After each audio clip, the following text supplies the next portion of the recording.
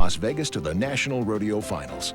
The Portland Metro RV Show. It could lead from here to anywhere, from sea to shining sea. Emmy Night Secrets, Brad Pitt, plus Jag and the Troops next, ET. What happened to your $1 billion? In the wake of September 11th, Americans opened their pocketbooks to help. Now, what happened to the money is sharply questioned. The Fed orders another interest rate cut. And with rates now at 40-year lows, mortgage brokers enjoy a business bonanza.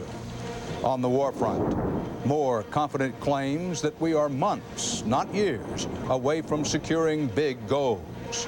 And Eye on America, is America's food supply safe from bioterror attack?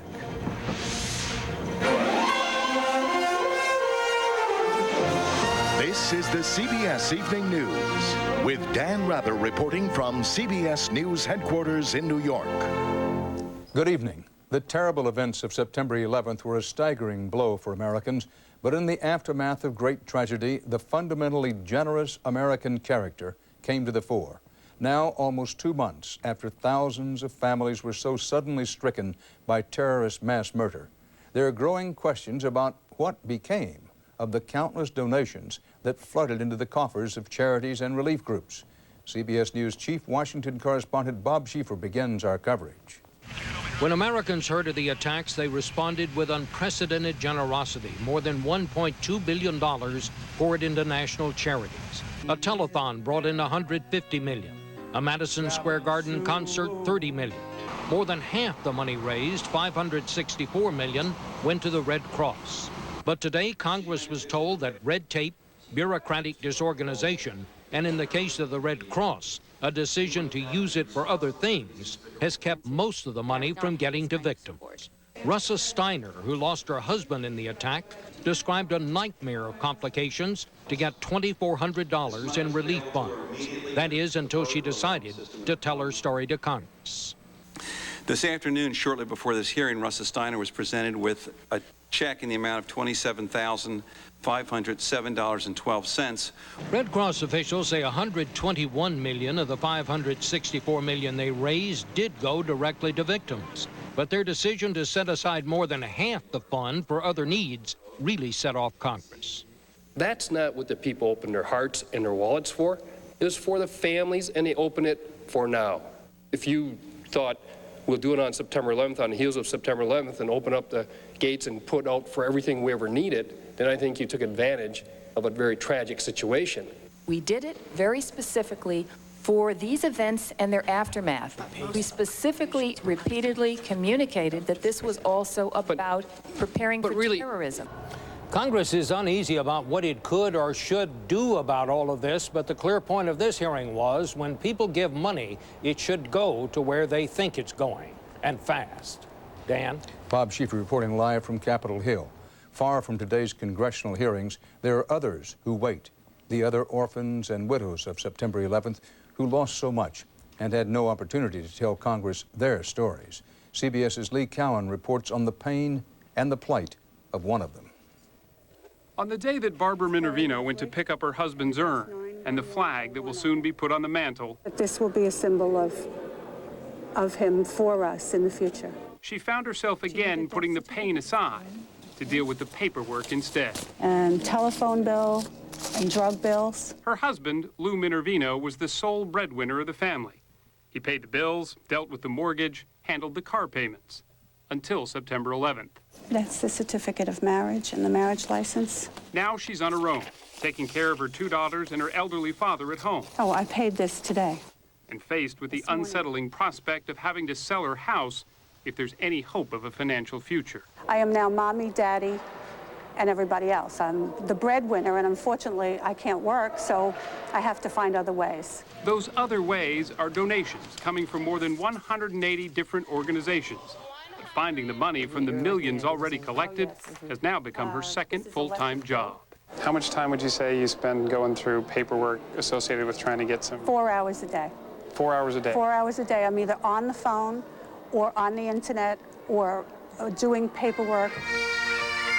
So in between attending memorial services, Barbara Minervino has chased down at least 8 different organizations so far. Only 2 have returned her call. So the burden is really on you. Yes, you're supposed to be being comforted. And the money does comfort when you get it because you can pay the bills and you don't have to worry about them.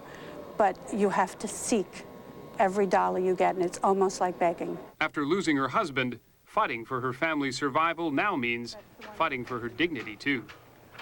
Lee Cowan, CBS News, New York. Trying to haul the shaken U.S. economy back from its slide into recession, the Federal Reserve Board today cut key interest rates again. It reduced the rate banks can charge each other for overnight loans by ½ percentage point, down to just 2%. That's the lowest in 40 years. Major banks responded by cutting their prime lending rate, a benchmark for consumer and business loans, ½ point, down to 5%. Wall Street responded by sending stock prices higher for a third straight session. The Dow was up 150 points, the Nasdaq 41. Sinking interest rates have certainly boosted one important part of the economy, home mortgages. CBS News economic correspondent Anthony Mason explains why. 10 times this year, the Fed chairman has lowered interest rates. And every time that happens, my phone rings. Hi, this is Mark. And at New York's Apple Mortgage, can we set up a closing? The rush to refinance, yes, you were, has become torrential. That's no points. What's happened to your business? It's quadrupled in the last 3 weeks. On mortgages under $275,000, the 30-year fixed has now fallen below 6.5%. A 15-year fixed below 6%. How many calls are you getting a day now? Me personally, 100. 100 calls a day? 100 calls a day just for me. This will almost certainly be a record year by far for the mortgage business. I want you to see this house. Low rates have also helped keep the housing market strong in a weakening economy. But I also think you can get a very good interest rate at this moment in time. But it's refinancings that are now making up an incredible 75% of all mortgage applications. And by one estimate, lower monthly payments could put as much as $70 billion back into Americans' pockets next year. This is your application. A year ago, Andrew Bukowski bought his New Jersey home at 8.25%. Today, he's refinancing at a full 1.5 lower. You're going to save $364 a month. It's $4,300 a year. At rates he never expected to see. Not in my lifetime. My parents talked about it way back when. It's been decades since mortgage rates dropped so low. What I tell people is that it was sometime between Woodstock and the Tet Offensive. For consumers, it's an opportunity to save on their mortgage, money which Alan Greenspan hopes they'll then spend in the economy. Come on, let's go see another one. Anthony Mason, CBS News, New York. President Bush cranked up the pressure today, both face-to-face and by teleconference, on what are supposed to be U.S. partners in the war on terror. As CBS's John Roberts reports, it's part of the president's overall effort to get other nations to help more and reassure Americans that he has the right strategy and has a handle on the war at home and abroad. This evil. President Bush today opened a new public relations front in the war on terrorism, personally warning a meeting of Eastern and Central European leaders that the stakes could not be higher. They're seeking chemical, biological, and nuclear weapons. Given the means, our enemies would be a threat to every nation and eventually to civilization itself. Raising the nuclear threat posed by bin Laden was a calibrated counterattack against a steady stream of propaganda from the Taliban. Claims of heavy civilian casualties have provoked howls of protest against the war in other Muslim nations. There are even calls in Europe to end the bombing, but that opposition is much more limited, says the Washington Post's London bureau chief. There is criticism of the war in Europe, a lot more than there is in America. But it's still marginal. It's a minority view. Most people in most European countries support this war. Minority view or not, the White House is now actively engaged in the information war.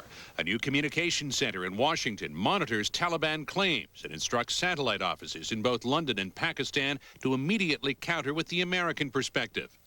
Administration officials have taken the message directly to Muslims on Arab TV.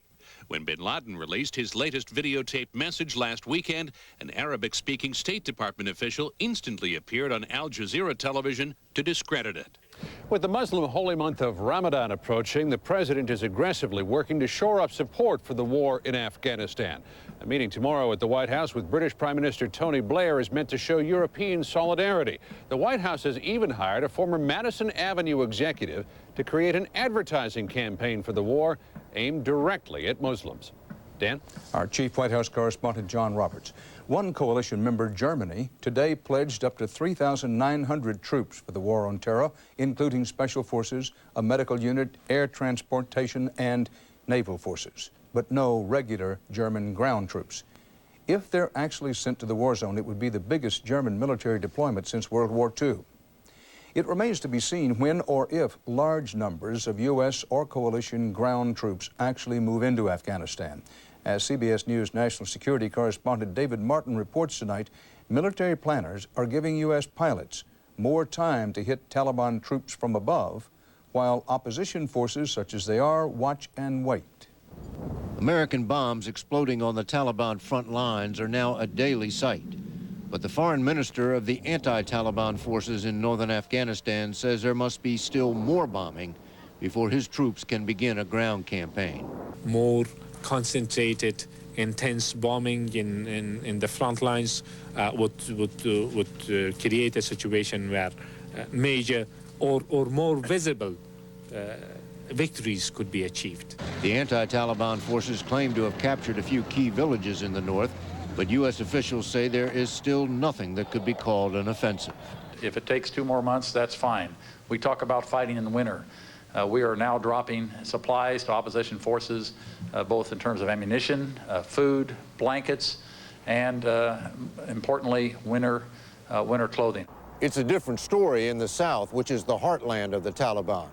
There, U.S. military support for opposition forces is not nearly as well developed as it is in the North. In the north, between 50 and 100 American special forces are working with the opposition forces. There are no special forces in the south yet, although the U.S. is airdropping supplies to at least one opposition leader, Hamid Karzai. He has been in Afghanistan with a number of supporters and troops, and we have, I know, delivered ammunition and some supplies to him. Although the opposition has seized almost no Taliban territory in either the north or south, Rumsfeld seems increasingly confident the war in Afghanistan will not drag on. I'll bet you it's months, not years. Could I be wrong? I suppose. Do I think I am? No. If Rumsfeld is correct, that means that within a matter of months, the Taliban will have collapsed and Osama bin Laden will either have been captured or killed. David Martin, CBS News, the Pentagon. CBS has a follow-up now on the recent terror threat in the West. There's been heavy security at San Francisco's Golden Gate and other key California bridges after the state's governor announced, quote, credible threats of terror last Thursday. The FBI now says the threat was, again, quote, not credible. CBS's Jim Stewart reports tonight that the admission, this U-turn and none too subtle blame game is all part of a new government effort aimed at being more precise in warnings. Next year on the CBS Evening News, Eye on America. Is America's food supply ripe for terrorist attack?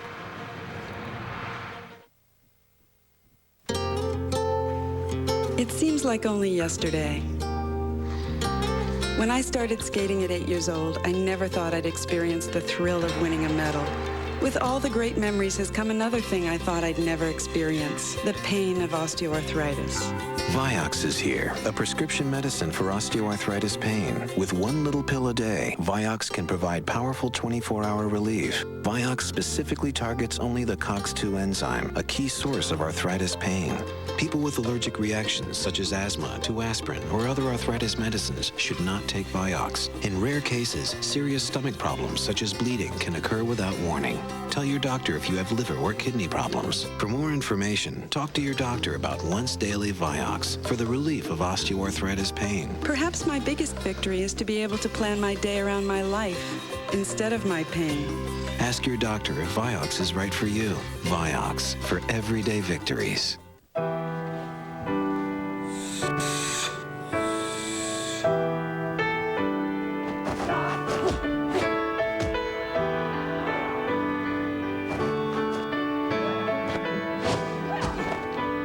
What is possible? Does achievement discriminate?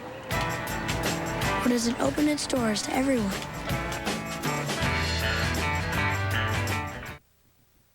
Orville Redenbacher presents How to Get Orvilleized. 1. Don appropriately comfortable clothes. 2. Pop mega bowl of Orville's gourmet popping corn. 3. Allow body to fall backward. Elevate feet. 4. Locate remote. 5. Pop fluffy kernel into mouth. Repeat, repeat, repeat, repeat. 6. Move over. Orville. You've got company. Note, this only works with Orville Redenbacher's gourmet popping corn. So get some and get Orvilleized.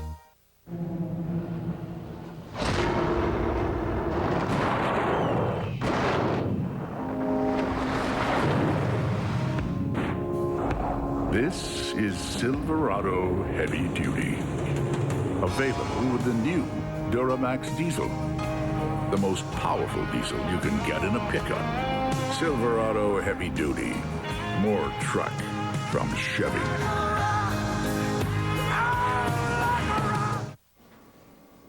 Tonight's Eye on America is part of our special hard news series assessing the various terror threats we may, emphasis may, face. Our focus tonight, America's food supply. CBS's Cynthia Bowers has the facts on the safety of the food chain that leads from the farm to your family dinner table. It's harvest across America, and while prices are still a primary concern, farmers like Iowan Dave Pepper realize they could be facing something even more troubling: agri-terrorism. My big concern is food security. You know, how can we feed our nation if our food supply becomes tainted? The food supply has been tainted before. 17 years ago, a cult spread salmonella in supermarkets and salad bars throughout Wasco County, Oregon. 750 people were poisoned. Since then, most grocers and food processors nationwide have tightened security. Yes, we're vulnerable. However, I think the real issue is whether or not we're prepared to respond to whatever might happen. And we don't know what might happen. It's that uncertainty that's so unsettling. Many worry terrorists might find America's 400 million acres of farmland a tempting target. Clearly, as we look at all the different threats to our country, agri-terrorism ranks right up there. It could be one of the most devastating of all the attacks. But experts point out this country's crops are so spread out and so hardy, it would be difficult for any terrorist to engineer an epidemic. You could expend a lot of effort and then the weather didn't cooperate and nothing would happen. We know because we try to make crops sick all the time and sometimes we fail. Far more fragile are the nation's farm animals. Most are raised in barns and pens where infections can spread quickly. Last year, an outbreak of foot and mouth disease decimated the beef industry in Great Britain. It scares the pants off you sometimes, but we have to be ready, and I think we are. However remote the prospects, if a terrorist were somehow able to introduce a disease like foot and mouth into American livestock, the economic fallout could be enormous. In Iowa alone, cattle and hog production is a $5 billion a year business. And if we had to start quarantining or embargoing movement of livestock, what that would mean. What would it mean? It would mean a literal shutdown of commerce in the state.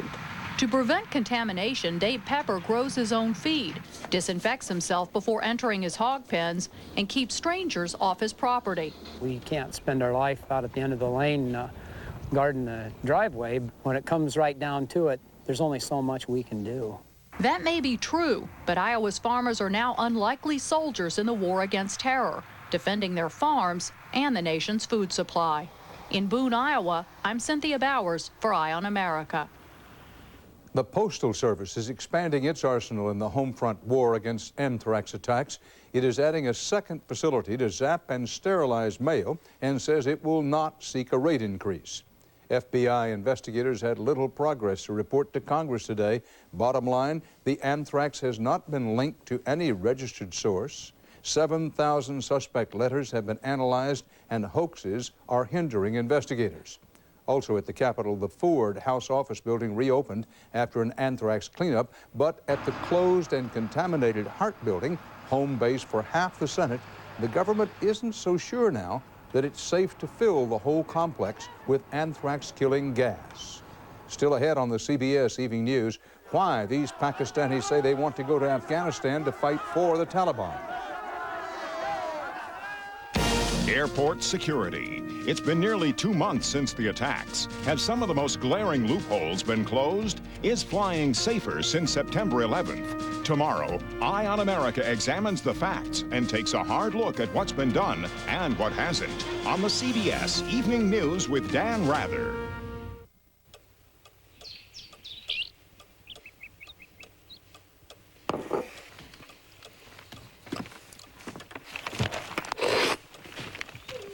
Folgers Decaf. Really good coffee. Pepperidge Farm Texas Toast. Okay, I'll get the pasta bowl. It's a silverware. Hot, crusty garlic toast. Just 5 minutes to make. It's probably ready before you are. Pepperidge Farm. Never have an ordinary day. It was my grandson's birthday. He just turned 3. We're going to move him out of his crib and buy him a big boy bed. I was on chemo then, and I was exhausted. Grandpa. I said to the doctor, I need help. I'm on a mission. If you're a chemotherapy patient and feel tired and weak, you may be anemic. Ask your doctor about Procrit. Procrit is a natural way to regain red blood cells lost during chemotherapy. And more red blood cells can mean more strength. Oh, this is a great one. This is a good one. Procrit is proven and safe. In studies, only diarrhea and edema occurred more often with Procrit than placebo. Procrit is for patients with non-myeloid cancers. How do you like it up here now? Good. Call now and learn how Procrit can help you get back the strength you need. See? What'd I tell you? Your strength for living. He takes a lot of energy, but I never get tired of him. Once you pass 50, skincare's a whole new game. L'Oreal introduces age-perfect anti-sagging and ultra-hydrating treatment. Because mature skin has issues all its own. It starts to sag, loses resiliency, and needs more moisture. Age-perfect actually improves skin's resiliency, tightening its network as it deeply rehydrates. So effective, 83% of women reported more resilient skin. It's a major breakthrough for mature skin. New age-perfect anti-sagging and ultra-hydrating treatment, only from L'Oreal. Because you're worth it. Freezing chicken? Only Ziploc double guard freezer bags have an inner layer that clings to seal out air that causes freezer burn. Regular freezer bags don't. Put an end to freezer burn with a Ziploc double guard freezer bag. Freezing steak? Only Ziploc double guard freezer bags have an inner layer that clings to seal out air that causes freezer burn. Regular freezer bags don't. Put an end to freezer burn with a Ziploc double guard freezer bag. Doctors who help their patients die under Oregon's assisted suicide law now risk losing their licenses to write prescriptions. U.S. Attorney General John Ashcroft today gave federal drug agents authority to revoke the licenses. Oregon officials say at least 70 people have chosen to end their lives since the law took effect 4 years ago. The state of Oregon plans to fight Ashcroft's federal order in court. The U.S. ambassador to Pakistan today praised that country's president for trying to halt the flow of pro-Taliban Pakistanis into Afghanistan. But U.S. Ambassador Wendy Chamberlain conceded the rugged 1,500-mile border is, quote, very porous. And as CBS's Randall Pinkston reports from Quetta, Pakistan, the would-be volunteers say they're determined to join the fight. These militants, pledged to join the Taliban at the front line in Afghanistan, are typically found in Pakistan cities. But even the countryside is now a breeding ground for pro-Taliban volunteers. They're really emotional, I suppose. 20-year-old Mohammed Ishaq plans to go to Afghanistan to fight U.S. troops. I'm ready to give my life, He and his friends listen to the BBC every night, and what they hear has driven them to militancy. They are very angry because with America and British. They're really angry. Until the bombing started, the people living in Hana Valley, among the richest farmland in Pakistan, only cared about the drought. A 3-year drought which has killed 80% of their apple trees. And that drought has provided the mullahs with a heaven-sent opportunity. Their religious message to the people is simple and uncompromising. The drought is a punishment for bad deeds, says this mullah. Everyone must atone, which means being better Muslims and joining in the hatred against America. We pray for an earthquake on America, this mullah says, and the villagers agree. We are angry with the U.S. and its allies. We are ready for the jihad. They're preparing young men to fight with the Taliban in Afghanistan whenever word comes. In the meantime, they're making donations. We're giving jewels. We're fasting, explains the mullah. One family sent 6 dozen eggs and 2,000 rupees. Another 240 rupees. One village, $60 and some eggs. A simple checklist and small amounts of money. But multiplied across hundreds of thousands of communities, it gives a sobering view of support for the Taliban here in Pakistan and the growing hatred of America. Randall Pinkston, CBS News, Quetta.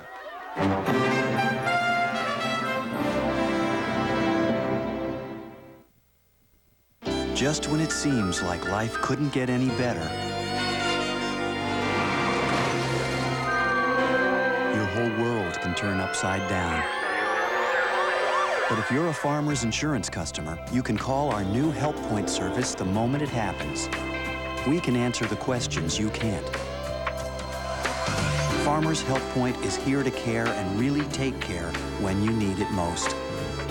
Farmers, get you back where you belong. Maybe you should ask your doctor about Flonase nasal spray or call 1-877-FLONASE. When your doctor writes your prescription for Flonase nasal spray, you'll be glad you took the time. Why wait? All you want is Flonase. How many 1-liter bottles would you have to buy to equal the amount of water you get from one pure faucet mount? About 378. Pure faucet mount filters. Pure water made easy. I feel like it's crazy here. My family always eats in shifts. There's the twins first, home from school, then there's soccer practice. My daughter, Doreen, she's off to work. Then my husband comes home. He's always late.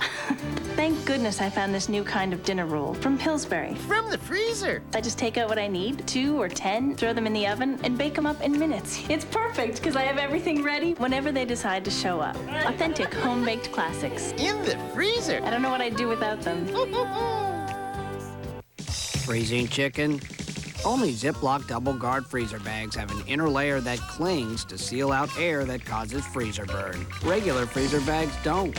Put an end to freezer burn with a Ziploc double guard freezer bag. Freezing steak? Only Ziploc double guard freezer bags have an inner layer that clings to seal out air that causes freezer burn. Regular freezer bags don't. Put an end to freezer burn with a Ziploc double guard freezer bag. C. Move. Beat. The future of vitamin C is here. Ester C, a patented non-acidic vitamin C that supports your immune system and the health of your eyes, joints, and cardiovascular system. Don't settle for less. Ester C, your body will know the difference. Why do I rent from Enterprise? For more cargo room, more people room, or more headroom. Enterprise. So easy it's like having a second car. Or third. Pick Enterprise. We'll pick you up.